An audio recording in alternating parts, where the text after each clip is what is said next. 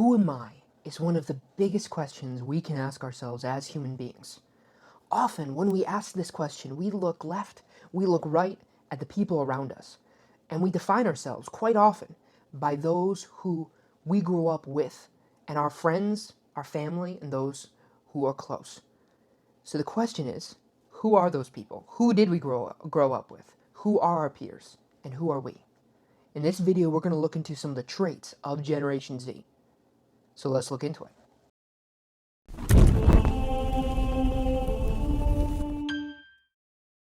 Jean Twenge is a psychologist who works at San Diego University, and she's one of the foremost experts on generations. In particular, she talks about Generation Z in her book, Generations. I know, not exactly the most original title, but it does a great job of showing one of the core traits, or many of the core traits, that we have as a generation. I want to talk about a couple today. One of them is a lot more online communication. In about 2012, she says, we had a big switch in our generation. I actually remember, personally, that all my friends at around 2010, 2012, I think for me it was around 2013, where all my friends had gotten smartphones. And smartphones impacted our generation in a big way, changing the way we normally communicate from being in person, face to face, or even over the phone, in the case of probably many of the millennials, and text, to now being almost entirely, or at least 80%, when we're honest with ourselves, at least 80 to 90%, and for introverts it's 99+%, on just internet communication, on just FaceTime, or Snapchat, or Instagram, or Facebook Messenger for our older Generation Z. So because of that, it has changed how we interact and see other people. Rather than it being something in person where we can relate to and see who they are, their facial expressions, how they're feeling, instead, we then are looking through a phone. And many times we're not even looking at the person. I know a lot of people like to do FaceTime, but I think most people, especially those who are more socially anxious, who are more hesitant when it comes to dealing with people, they don't do that as much. And so we get to a point where rather than it being face-to-face, in a more human interpersonal connection, we're now a bit more isolated. We're more standoffish and behind screens. And that has changed a lot of who we are and how we see the world and relate to other human beings. Now, not everyone agrees about it being smartphones and digital media. Some tend to think it's things like unemployment, for instance. However, she points into the book about how at that time unemployment actually was at historic lows when the change in social media usage and its link to what we'll talk about with mental health. She talks about how that isn't the case, because when that happened, unemployment was at a low. Another one many people say is that the Donald Trump election had a big impact on people's mental health and well-being, because it changed how they viewed their country and in many ways how they viewed their fellow citizens. However, once again, she points to this timing not being quite right. And that's when it all culminates to her, and this is how it's going to transition into our next point about mental health. She looks at how, at around 2010 to 2015, there was a big change in the mental health of young people, being at maybe a lower point than had been in the past, but pretty steady in the past. However, at that time, 2010 to 2015, is when things went really downhill. She talks in particular about how internalizing disorders went up in a big way. Internalizing disorders are often common when it comes to feminine people, or women in general. And what are internalizing disorders?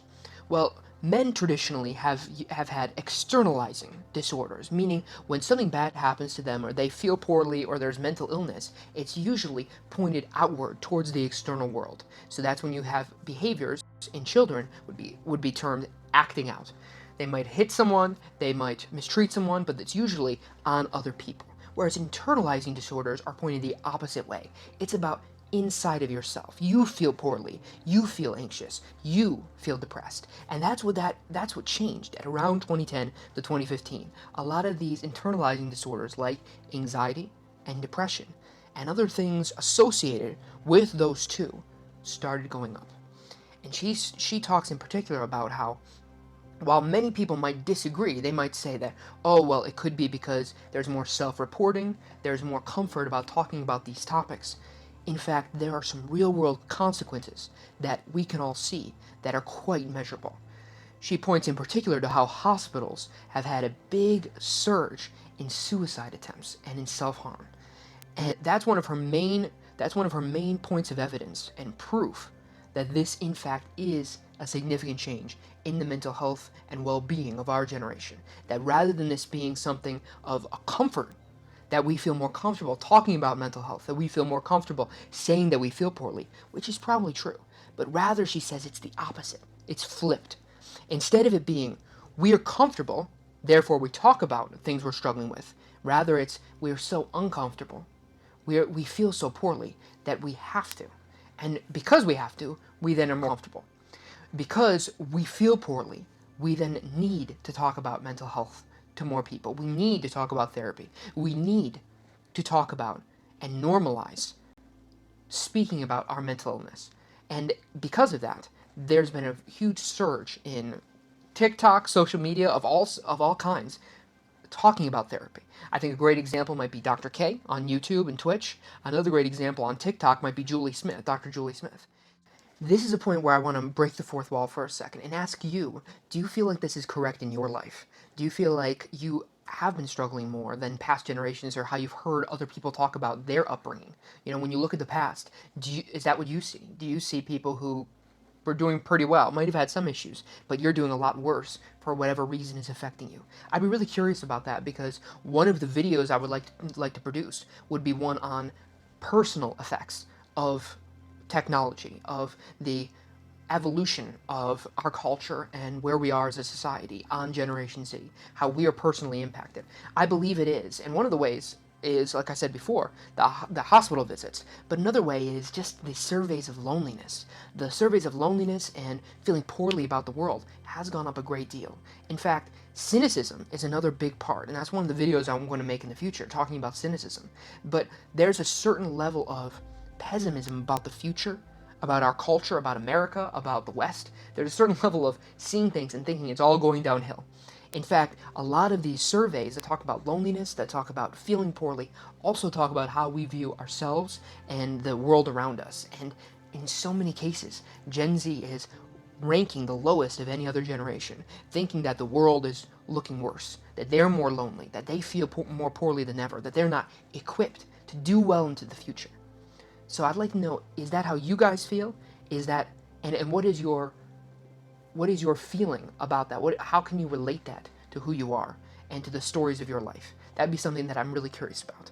The last part I want to talk about is growing up more slowly, and that's something I hit on in a previous video, which I talked about the foundations of Generation Z, of who we are. And one of those foundations is the slow life strategy.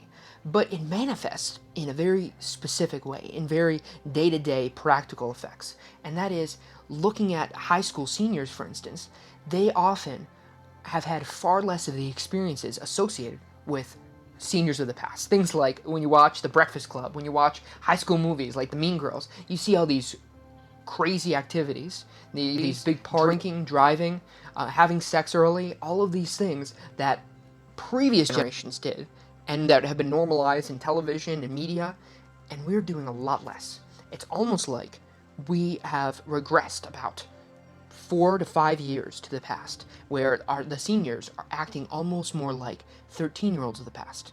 Now, there are a lot of different ways we can think about that, and a lot of different reasons. But one of the ways she talks about, that I'll hit on very briefly here, but for a longer explanation, go to that previous video, and we're going to link that down in the comments and the description section down below. But one of the reasons why this is the case isn't necessarily because our generation is so far behind, because we are doing so much worse, because we are a problem. Rather, it's because our culture and how we bring up young people has changed. But it used to be in the past that the vast majority of children would die in childbirth, and oftentimes even the mother. So that changes how you're going to invest in your children. We've had a much larger investment, and even in the future, to make something of ourselves, to be the people we want to be, it takes a lot more time, a lot more education, and a lot more understanding. And all of this impacts our generation by making us move a little more slowly through life. Not to mention, I think the pandemic has also had an impact about how we see the world. We see the world through, I think, a bit more of a safety lens. This is something also that Jonathan Haidt, who's another researcher on Generation Z, who talks a lot about it.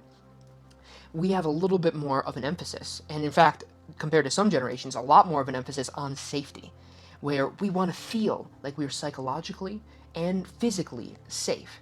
And the pandemic has probably exacerbated this, made it much worse, where we remember our close loved ones dying and being hurt, in many cases, their lives changing for the worse in deep ways.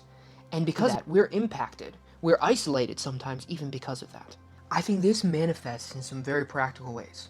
Most of all, it manifests in us feeling less confident about being adults, about having the skills we need and the knowledge we need to fully grow up, to fully mature. I've met a lot of people personally, and even myself, where I see how they act and how I act, and I wonder, is this true across the board? That's why I would love to hear from you guys.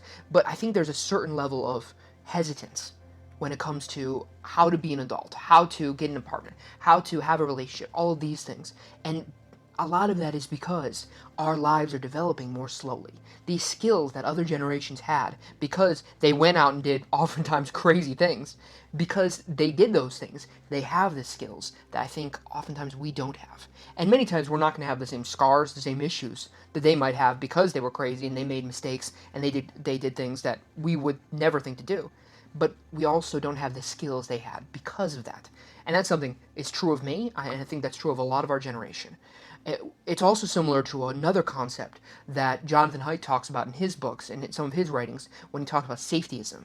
Our generation has much more of an emphasis on safety as a value, on psychological safety, the ability to converse back and forth with someone and feel like they're going to honestly try to understand what you're saying and what you're trying to communicate rather than nickel and dime you and think there's a problem with this word or that word. The feeling that you can be heard and listened to genuinely and sincerely. That is one aspect. But another aspect is feeling like from a physical standpoint you are safe.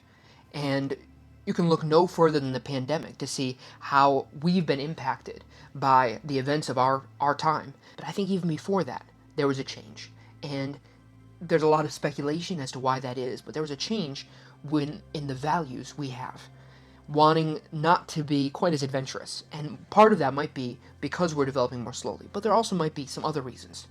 Regardless, though, these have all come to impact us and make us move more slowly and in some ways feel less confident about being adults and about fully recognizing, fully realizing who we are as individuals, as fully grown, mature humans.